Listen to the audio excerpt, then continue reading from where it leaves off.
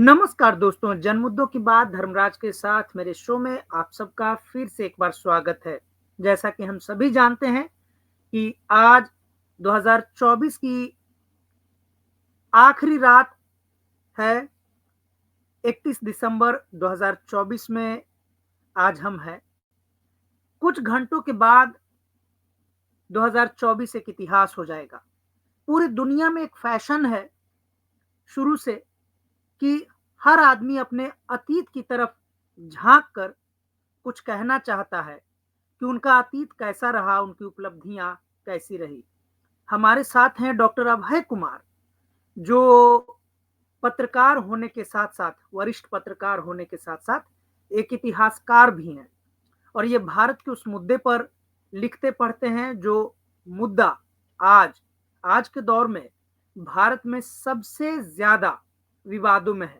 वह है मुसलमानों की सुरक्षा और भारतीय राजनीति। सांप्रदायिकता की राजनीति और धार्मिक सौहार्द, ऐसे तमाम सारे मुद्दे पर लगातार पूरे देश में बहस होती रही है। चूँकि जो जिस फ़ील्ड का है, अपनी-अपनी उपलब्धियों को गिनाना चाहता है। 2024 के 31 दिसंबर आज के दिन को बताना चाहता है। बहुत सारे लोग लिखेंगे कि उनका साल कैसा रहा। लेकिन हम लोग सामाजिक कार्यकर्ता, राजनीति पर नज़र रखने वाले लोग हैं। मैं डॉक्टर अभय कुमार जी का अपने चैनल दैनिक अम्बेडकर में फिर से एक बार स्वागत करता हूँ और इनसे हम बात करेंगे कि मुसलमानों की दृष्टि से 2024 कैसा बीता। अभय जी, आपका मेरे चैनल में बहुत-बहुत स्वागत है। बहुत-बहुत शुक्रिया आपका कि आपने फिर अभय जी, आपसे मुझे पहला मौका दिया। हाँ, बिल्कुल। अभय जी, आपसे पहला सवाल है कि अपने बारे में थोड़ा आप कहिए कि 2024 आपकी दृष्टि से आपकी ज़िंदगी में कैसा बीता? बहुत मुश्किल का साल था ये।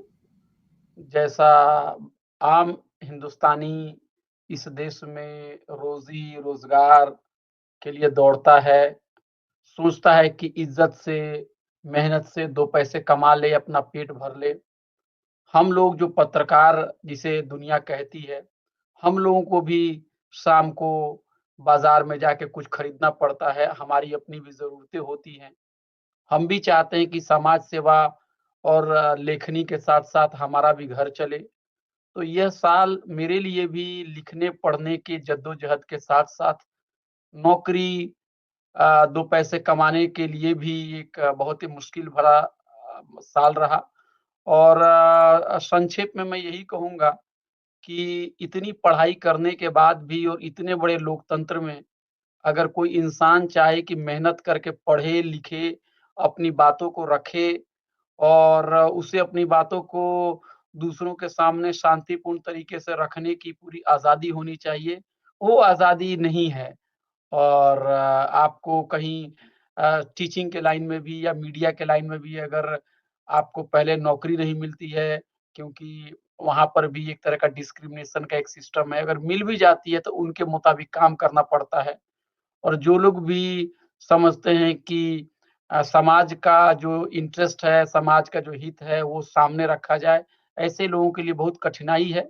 तो मैं भी उन तमाम हज़ारों, लाखों, करोड़ों लोगों की तरह मैं भी इस क कठिनाई से दो-चार हुआ। लेकिन इस कठिनाई के साथ-साथ बहुत कुछ सीख भी मिली और उम्मीद है कि 2025 में हम अच्छा करें, हमारी कठिनाई कम हो और हमारा जो मिशन है, हमारा जो गोल है, उसमें और भी ज़्यादा बेहतर तरीके से हम कामयाब हो सकें और हम अपनी भलाई के साथ-साथ भी हम समाज की भलाई को भी साथ लेकर चलें।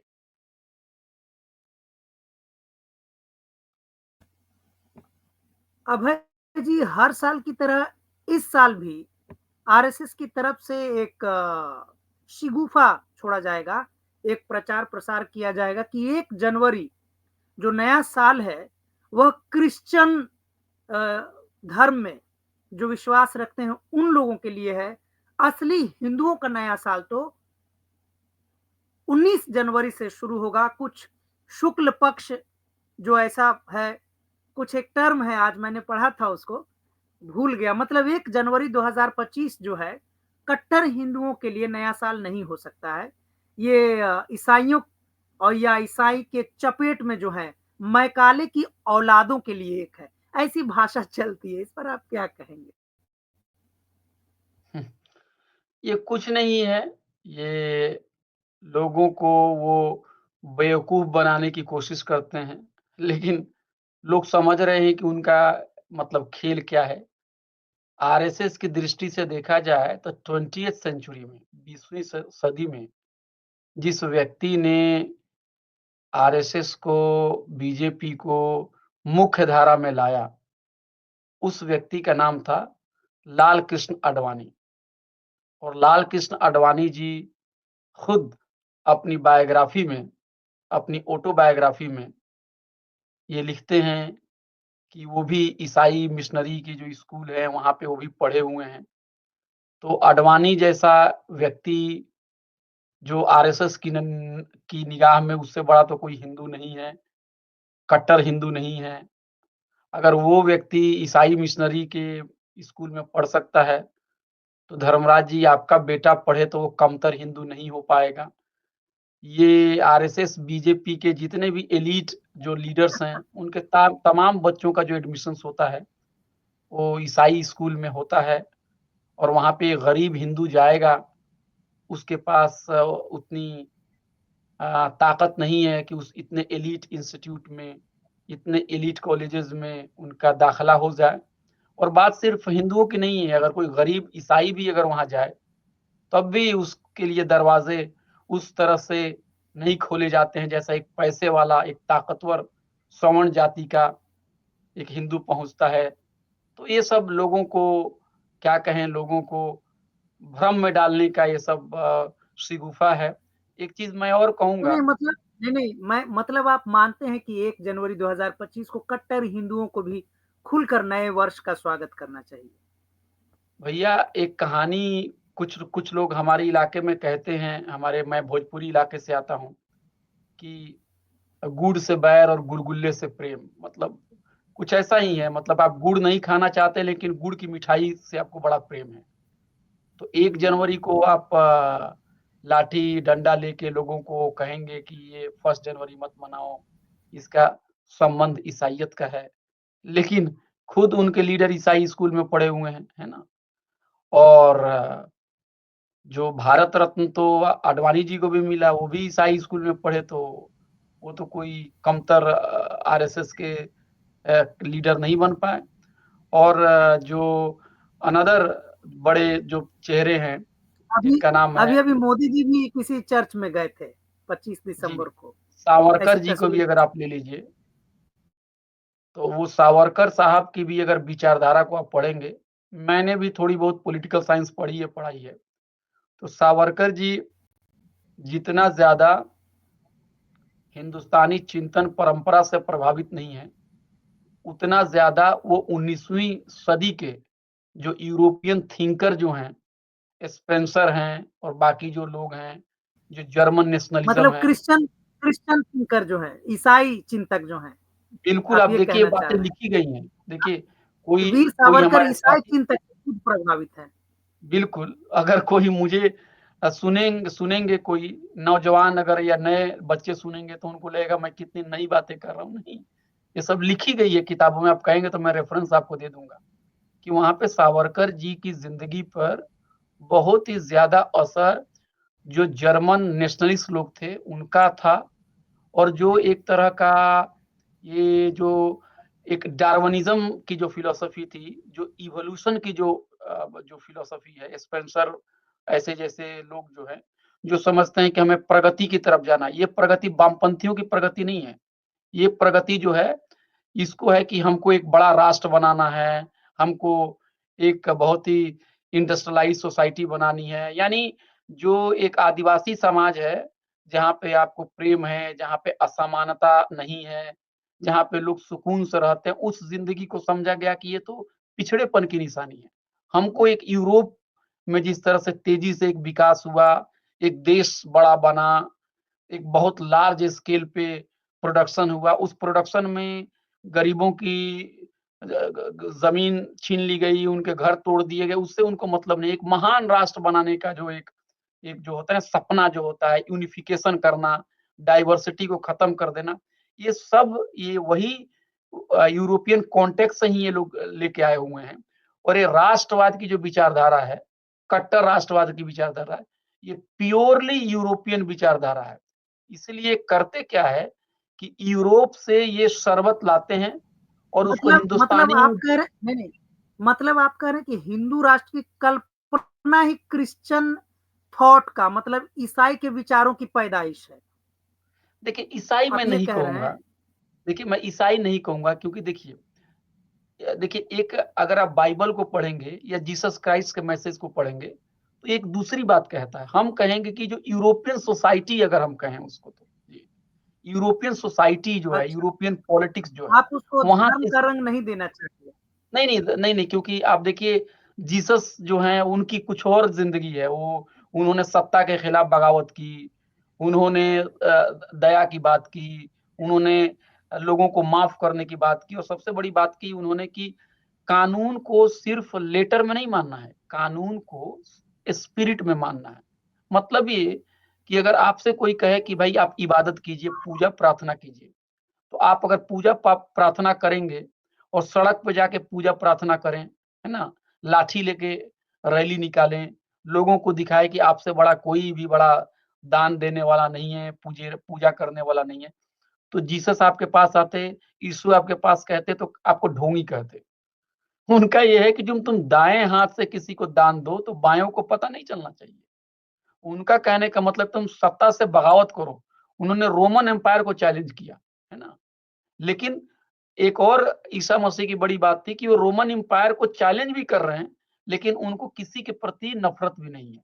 तो ईसा मसीह और जो ईसाइयत है, वो एक दूसरी चीज़ है। मैं कह रहा हूँ कि इंडस्ट्रियलाइज़ेशन के बाद जिस तरह का समाज वहाँ का बुर्जुआ वर्ग ने, पूंजीपति वर्ग ने, वहाँ का ताकतवर वर्ग ने जो पैदा किया, उसी का इन लोगों ने नकल किया है। और 1 जनवरी भी मनाना, मुझे नहीं लग रहा है कि उसका कुछ ईसाइयत से बहुत ज़्यादा लेना-देना है। वो एक कल्चर का हिस्सा आप कह सकते हैं और उस कल्चर को मार्केट ने भी बहुत हद तक इसको इस्तेमाल किया, जैसे कि हमारे धर्म को भी मार्केट उसका टेक ओवर कर लेता है ना? तो ये ईसाइयत मैं उसको नहीं कहूँगा, मैं सिर्फ़ यही कहूँगा जो यूरोपियन, जो राष्ट्रवादी, कट्टर राष्ट्रवादी जो विचारधारा थी, इससे लोग प्रभावित हैं और उस राष्ट्रवाद को ये लोग लाते हैं और उसको हिंदुस्तानी बोतल में ये लोग डाल देते हैं, है ना? उस पर लेबल जो है ना वो हिंदुस्तानी नाम ये लोग दे देते हैं। ये कहीं ऐसा नहीं, इनका संगठन को आप देखेंगे तो एक आधुनिक संगठन जो है ना इस पे आधारित है। आपको मैं बता रहा हूँ आरएसएस। एक एक ये मॉडर्न इंस्टीट्यूशन है। ये कोई पुराना इंस्टीट्यूशन, कोई ये सनातनी संगठन नहीं है यहाँ। उसके आप ढांचे आप को अभय देखिए। जी आप अभय जी बहुत बड़ी बात कह रहे हैं। आप कह रहे हैं कि आरएसएस ही सनातनी संगठन नहीं है और नहीं, सनातन नहीं, के नहीं। लेके पूरे देश में मार-काट मचा हुआ है। नहीं, नहीं, देखिए वो लोग सनातन के नाम पे धंधा करते हैं। देखिए वो सनातन है नहीं, है ना? वो सनातन के नाम पे वो बिज़नेस है, एक व्यापार है ना? ये क्या करते हैं ये सारे मॉडल जो हैं, देखिए हमें थोड़ा एक फ़र्क करना चाहिए, हमारे कुछ साथी इसमें कन्फ्यूज़ है। ईसाइयत, ईसाई समाज और यूरोप के अंदर में सत्ता वर्ग, यूरोपियन जो सोसाइटी है वहाँ का बाज़ारवाद, ये अलग-अलग चीज़ें हैं। यूरोप में भी जो मज़दूरी कर रहा है वो वहीं के गोरे लोग हैं या वहाँ के है ना? तो वहाँ भी और गोरों के वो भी बीच में भी अमीरी। क्रिश्चियन क्रिश्चियन रिलीजन ही मानते हैं, क्रिश्चियनिटी ही मानते हैं वो लोग भी। बिल्कुल, बिल्कुल। तो वहाँ पर भी गरीब भी ब क्रिश्चियन प है, अमीर भी क्रिश्चियन है। अमीर भी क्रिश्चियन, वहाँ पर भी अगर प्रथम विश्व युद्ध को आप देखेंगे और द्वितीय विश्व युद्ध को देखेंगे तो कौन सफ़र किया वहाँ पे, है ना? जैसे क्रिश्चियन क्रिश्चियन हिंदू को के ही नाम मार पे, रहा है। सुनिए हिंदू के नाम पे ये सरकार चल रही है ना, हिंदू के कल्याण के नाम पे कर चल रही है। आप भले ही अपने आप को एक हिंदू आइडेंटिटी जो है उसको उस तरह से उसको प्रचारित नहीं करते हैं, है ना?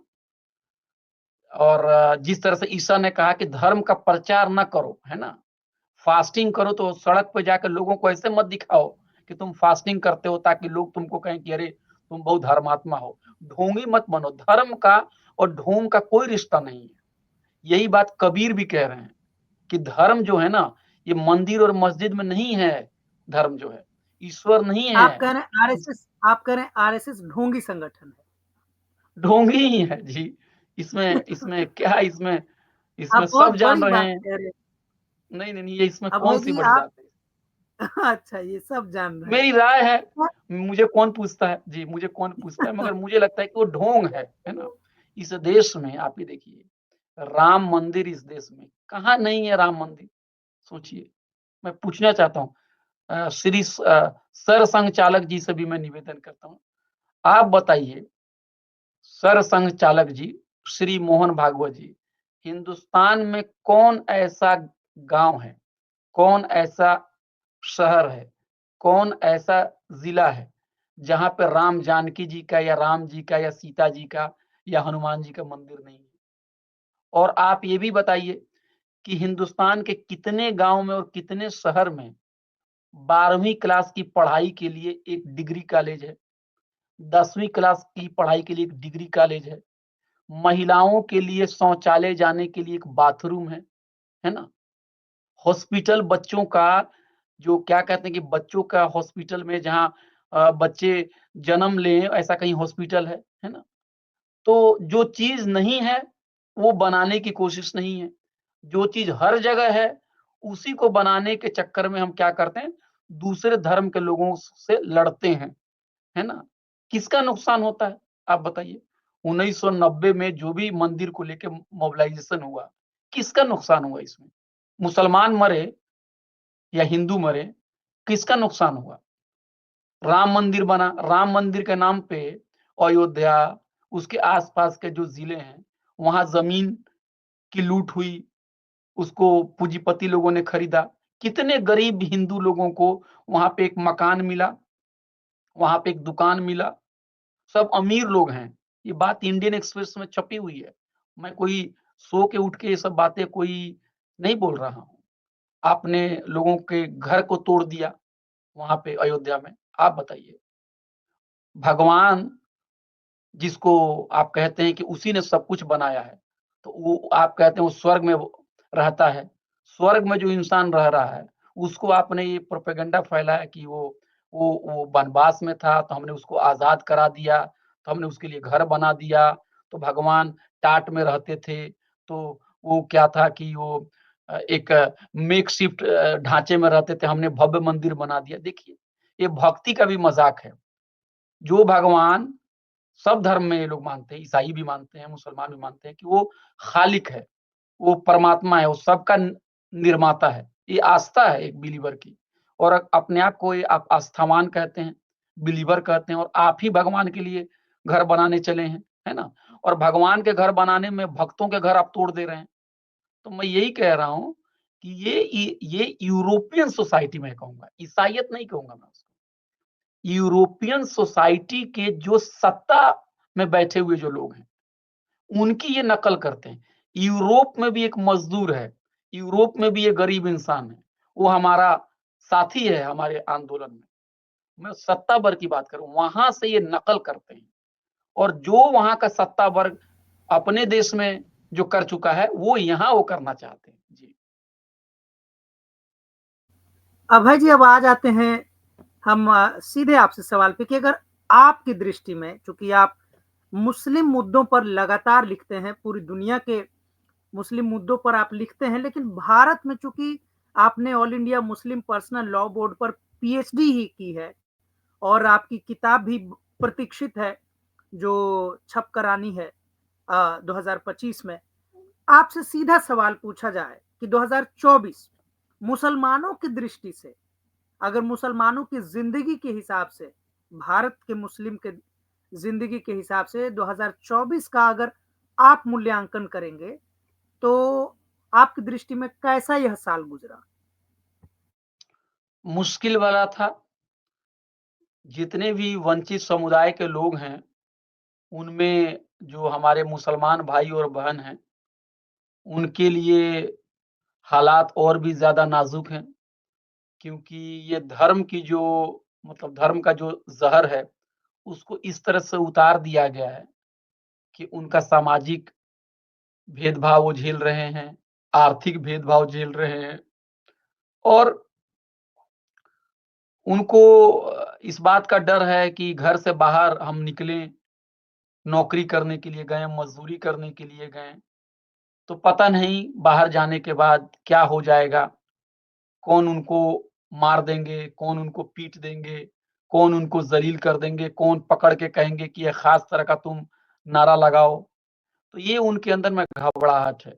अब देखिए मैं भी माइनॉरिटीज़ मुस्लिम्स के बारे में कुछ-कुछ लिखता हूँ और धर्मराज जी बहुत ही दुःख के साथ मैं ये बात कहता हूँ कि मेरे ऊपर भी बहुत बुरी-बुरी तरह से लोग आरोप लगाते हैं और उनको लगता है कि मैं या तो मुसलमानों की तारीफ़दारी करता हूँ या मैं मुसलमानों के लिए उनके लिए मत समझिए कि उनके लिए काम करता हूँ और हिंदुओं के विरोध में करता हूँ, ये सब सुन के बड़ी तकलीफ होती है मैं आपको, है ना? मतलब जैसे मुसलमान का दलाल आप कह लीजिए, है ना? ये सुन के बड़ी तकलीफ होती है क्योंकि इस तरह के जो आरोप लगाते हैं, उन्होंने कभी सोचा नहीं कि डेमोक्रेसी है क्या? और माइनॉरिटी है क्या? माइनॉरिटी इस देश में एक गाली बन चुका है ना? माइनॉरिटी एक क्या कहेंगे कि एक कंडेम्न्ड वर्ड बन गया है। देखिए, लोकतंत्र को समझिए।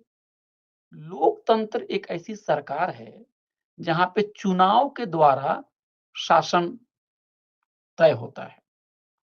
अब दुनिया में जहाँ भी लोकतंत्र है, वहाँ पे सरकार बनाने के लिए पॉलिटिकल पार्टीज़ आती हैं और पॉलिटिकल पार्टी जो होती है, वो बड़ी चालाक होती हैं। वो समाज में इस बात को भाँप लेती हैं कि हम क्या बोलेंगे तो हमको ज़्यादा से ज़्यादा वोट मिल जाएगा, है ना? तो वो क्या करते हैं, हर समाज में मेजॉरिटेरियन सेंटिमेंट के साथ वो पॉलिटिक्स करना शुरू कर देते हैं, हर समाज में। हमारे समाज में अगर धर्म ए मेजॉरिटी में है, तो उसके मुताबिक बात करेंगे। दूसरे देश में अगर धर्म बी है, तो वहाँ उस तरह की बात करेंगे। यानी मेजॉरिटेरियनिज्म जो है धर्मराज जी, वो लोकतंत्र को हर जगह प्रदूषित कर रहा है। हर जगह वो एक खतरा है ना? और ये कम या ज़्यादा हो सकता है, देख लीजिए धर्मराज जी, मेजॉरिटेरियनिज्म कहीं कम हो सकता है, कहीं ज़्यादा हो सकता है। तो अम्बेडकर जी जो थे, बिल्कुल, वो लोकतंत्र को जब वो डिफाइन कर रहे हैं, लोकतंत्र के बारे में लिख रहे हैं, ये सब बातें लोग भूल जाते हैं। तो अम्बेडकर जी मुसलमान तो थे नहीं, लेकिन अम्बेडकर जी ने दलितों को माइनॉरिटी कहा है। अब सुनिए, क्या कहा है दलितों को? धर्मराज जी, द दलितों को माइनॉरिटी, बाबा साहब अम्बेडकर ने माइनॉरिटी। माइनॉरिटी कहा। अब आज के दौर में माइनॉरिटी का मतलब लोग ये समझते हैं कि माइनॉरिटी का मतलब मुसलमान, माइनॉरिटी का मतलब ईसाई। जी, माइनॉरिटी का मतलब मुसलमान, माइनॉरिटी का मतलब ईसाई। लेकिन बाबा साहब अम्बेडकर ने बार-बार कहा कि माइनॉरिटी वो समुदाय है, जो शोषण का शिकार है, जो भेदभाव का शिकार है, जो आर्थिक तौर पर पिछड़ा है, सामाजिक तौर पर पिछड़ा है, वो माइनॉरिटी इसलिए कह रहे हैं कि माइनॉरिटी में अगर कोई समुदाय है, तो उसमें दलितों का पहला मतलब क्लेम बनता है माइनॉरिटी के लिए। तो बाबा साहब अम्बेडकर ने माइनॉरिटी को, दलित को भी माइनॉरिटी माना, ईसाई को भी माइनॉरिटी माना, क्रिश्चियंस को भी माइनॉरिटी माना, मुस्लिम्स को भी माइनॉरिटी माना, आदिवासी भी माइनॉरिटी है। तो माइनॉरिटी जो है, वो धर्म के आधार पर भी हो सकता है, माइनॉरिटी कास्ट के आधार पर भी हो सकता है, जैसे दलित है माइनॉरिटी, इंडिजिनस भी कम्युनिटी माइनॉरिटी हो गए और लिंग्विस्टिक भी माइनॉरिटी हो गए। तो माइनॉरिटी का कोई धर्म से लेना देना नहीं है। और लोकतंत्र में बिल्कुल, पॉलिटिकल पार्टियां जो होती हैं, वो माइनॉरिटी को विलियन बना के, उनको खलनायक बना के इजी तरीके से वोट ले लेती है। तो ये सिर्फ भारत की बात नहीं है, ये हर जगह कमोबेश चल रहा है जहां माइनॉरिटी के ऊपर अटैक हो रहा है। इसलिए बाबा साहब अम्बेडकर ने कहा कि लोकतंत्र में आपको माइनॉरिटी को उचित नुमाइंदगी देनी पड़ेगी, माइनॉरिटी कोई बातों को मानना होगा, माइनॉरिटी के विचारों को कुचलना नहीं होगा। ठीक है, आप बहुमत की सरकार बनाएंगे, बहुमत की सरकार में मेजोरिटी की सरकार होती है, लेकिन माइनॉरिटी को आप कुचलेंगे नहीं, वो टिरनी मेजोरिटी की नहीं है। हम लोग इसी विचारधारा के साथ हम लोग माइनॉरिटी के बारे में बात करते हैं। इसका कहीं हिंदू मुसलमान से कुछ लेना देना नहीं है। इसका ये कमजोरों में कमजोरों के लिए बात करना है। अब देखिए, जो बात मैं माइनॉरिटी के पक्ष में कह रहा हूं, अगर हिंदू भारत से बाहर कहीं है, चाहे वो पाकिस्तान में हो, चाहे वो बांग्लादेश में हो, चाहे वो इंग्लैंड में हो, चाहे वो अमेरिका में हो, तो वहां पर भी मेरी बात वहां के कमजोर हिंदुओं के पक्ष में जाती है। वो तो मेरी बातें माइनॉरिटी की बात करना मुसलमान के पक्ष में नहीं है, माइनॉरिटी की बात करना कमजोर के पक्ष में है। और एक कम्युनिटी एक समाज में माइनॉरिटी है और दूसरे समाज में वो मेजोरिटी हो जाती है दूसरे कॉन्टेक्स्ट में। तो इसलिए हम लोग माइनॉरिटी की बात करते लेकिन हैं, अभय लेकिन जी, लेकिन मैं थोड़ा-सा यहाँ मैं थोड़ा-सा यहाँ पे रोकूँगा कि आरएसएस भी तो कमोबेश यही चाहती है कि जो मुसलमानों पर जो ज़ुल्म हो रहे हैं, और जब कोई कहता है कि माइनॉरिटी पर ज़ुल्म हो रहा है, तो आरएसएस यही तर्क लेके आ जाता है कि मुस्लिम को ही माइनॉरिटी क्यों कहा जाता है? बाकी अन्य लोगों को माइनॉरिटी क्यों नहीं कहा जाता है?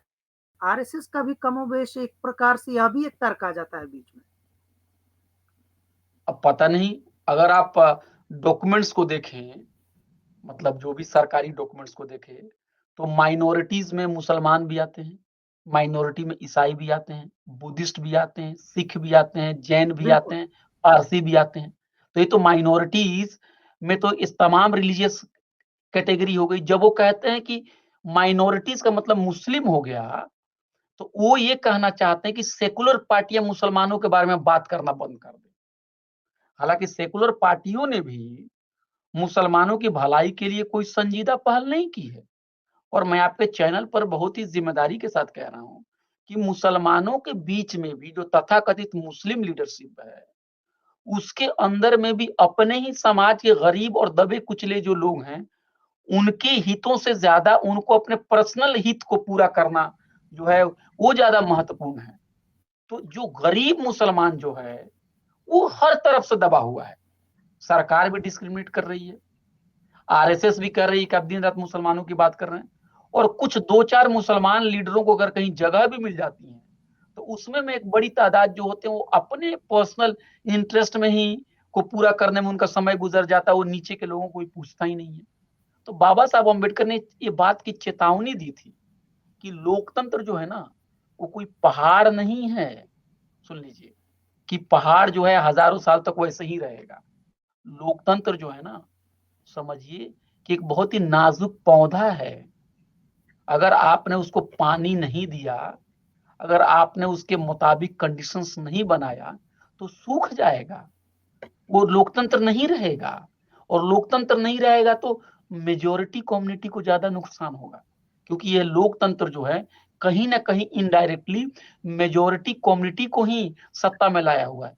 अरे हम तो यही कह रहे हैं ना, रूल करो, लेकिन रूल में मनमानी ना करो, माइनॉरिटी की बातों को मानो। अगर मान लीजिए कि माइनॉरिटी 1% है, तो क्या है, चुनाव में तो कभी 1% जीत के आएगा नहीं, वो तो सरकार बना नहीं पाएगा। तो क्या उसकी बात को आप नहीं मानेंगे? और आप संख्या के आधार पर कहेंगे नहीं नहीं नहीं, हम आप आइए पार्लियामेंट में पास करा लीजिए।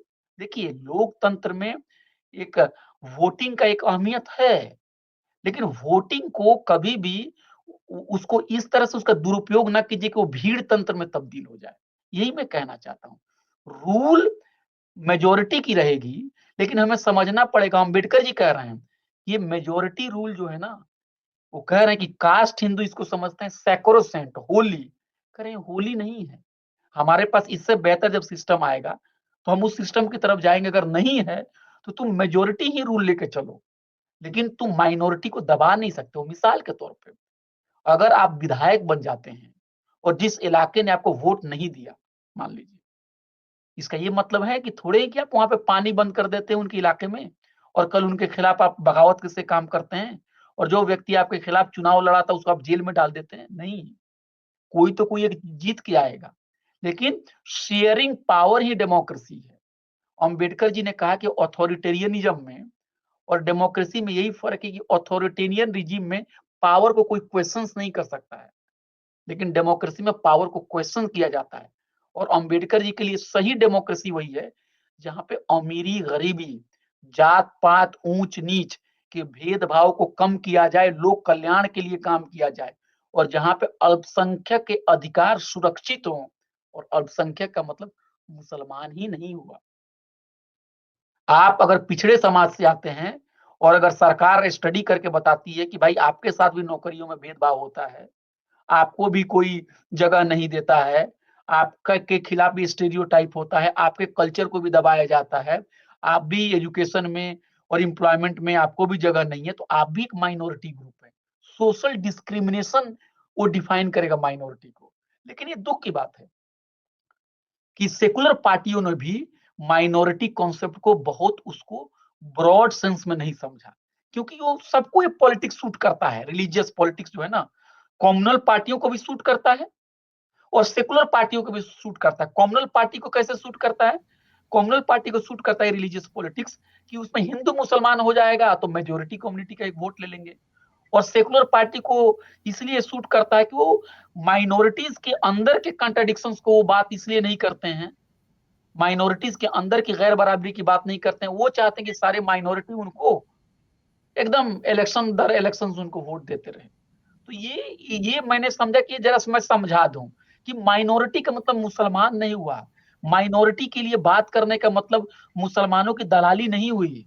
माइनॉरिटी का बात करने का मतलब कि जो हिंदू बांग्लादेश में है, जो पाकिस्तान में है, जो अरब के मुल्कों में है, जो अफ्रीका में है, जो अमेरिका में है, उनके लिए भी आवाज उठाने का नाम है माइनॉरिटी राइट्स। जी। अभय जी, तो कहने का मतलब अब हम लोग इस शो के अंत की तरफ बढ़ चुके हैं। आप कहेंगे कि 2024 का साल भारतीय मुसलमानों के लिए ही नहीं, बल्कि पूरी दुनिया के माइनॉरिटी के खांचे में जो भी लोग आते हैं सोशल डिस्क्रिमिनेशन के आधार पर, उन सब के लिए एक चुनौती भरा साल था। और उम्मीद है कि आने वाला 2025 जो आरएसएस के बहुत सारे लोग दबी जुबान में फेसबुक पर इधर उधर लिखते पाए जाएंगे कि वो 1 जनवरी 2025 को नए साल की शुरुआत नहीं मानेंगे। हिंदू कैलेंडर तथा कथित कट्टर हिंदू कैलेंडर के हिसाब से वो उसे नया वर्ष नहीं मानेंगे। उनका नया वर्ष 19 जनवरी को इस बार उन्होंने मैंने एक जगह कहीं पढ़ी है, घोषित किया है। वो तो आप यही कहेंगे कि अगला साल पूरी दुनिया के लिए आपकी कामना होगी कि 2025 का जो वर्ष है पूरी दुनिया के माइनॉरिटी के लिए अच्छा गुजरे। क्या आप यही कहना चाह रहे हैं? कम शब्दों में अपनी बात कह दें। बिल्कुल, बिल्कुल, बिल्कुल। देखिए, आपने बहुत सारी खबरें सुनी होंगी कि बांग्लादेश में हिंदुओं के ऊपर हमले हुए। जो भी हमला हो, हम लोग तो उतना क्लोज़ उस चीज़ों को हमारे तक खबर नहीं आ पाती है। लेकिन एक कोई भी हिंदू हो, मान लीजिए, उसके ऊपर एक ढेला भी अगर किसी ने फेंका, तो ये भी गलत है। अगर अम्बेडकर जी होते, तो इससे भी वो दुखी होते और उसी तरह वो उससे भी दुखी होते कि आप मंदिर बनाने के नाम पर, आप मंदिर मस्जिद के इश्यूज के नाम पे आप एक खास कम्युनिटी को टारगेट करते हैं।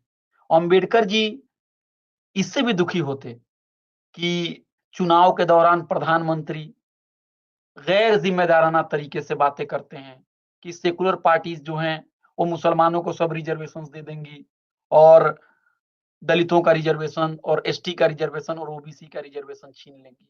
अम्बेडकर जी कहते हैं, इस तरह की गैर जिम्मेदाराना बयान क्यों देते हो आप?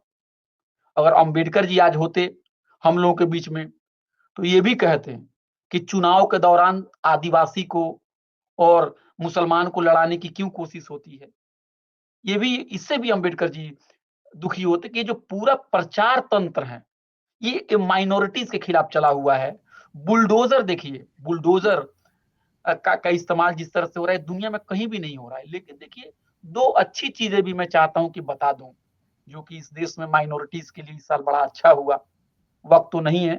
एक हुआ कि बुलडोजर के ऊपर सुप्रीम कोर्ट का एक जजमेंट आया कि आप इस पे हॉल्ट लगाइए और आप इस तरह से मुसलमानों का घर तोड़ नहीं सकते, कुछ ना कुछ गाइडलाइंस बनना चाहिए। एक मुझे लगता है कि एक अच्छी बात है।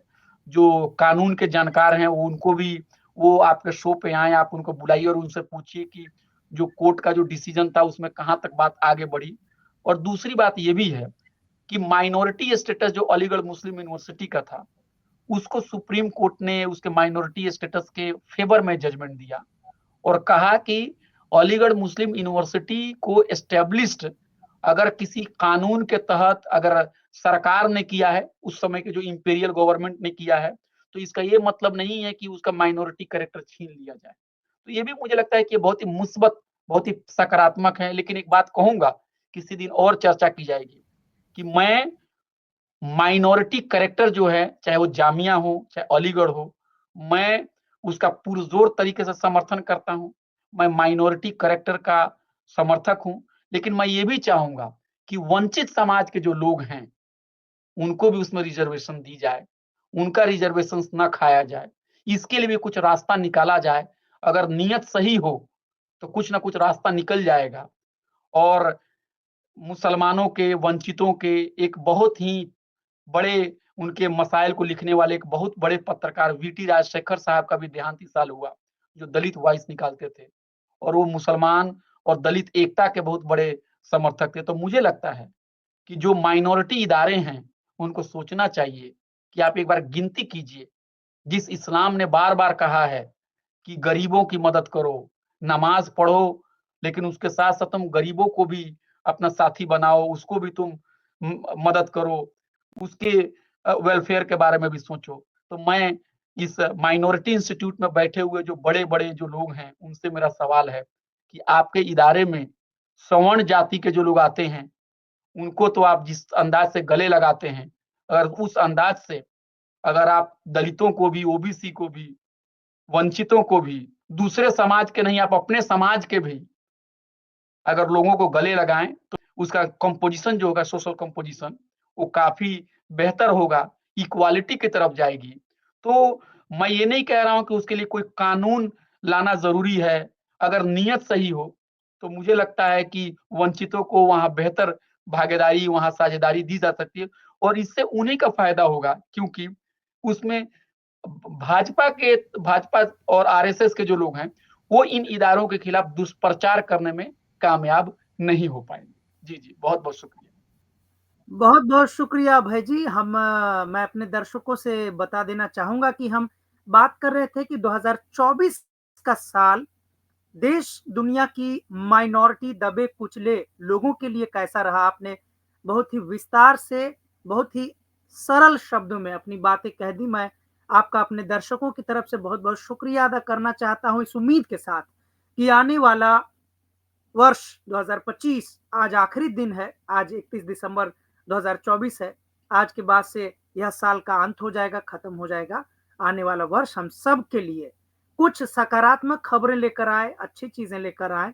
देश दुनिया के जो पीड़ित वंचित लोग हैं, उनके जीवन में खुशियाँ लेकर आए। इसी के साथ मैं आप सबसे विदा लेता हूँ। बहुत-बहुत शुक्रिया अभय जी आपका एक बार फिर से। बहुत-बहुत शुक्रिया। जी।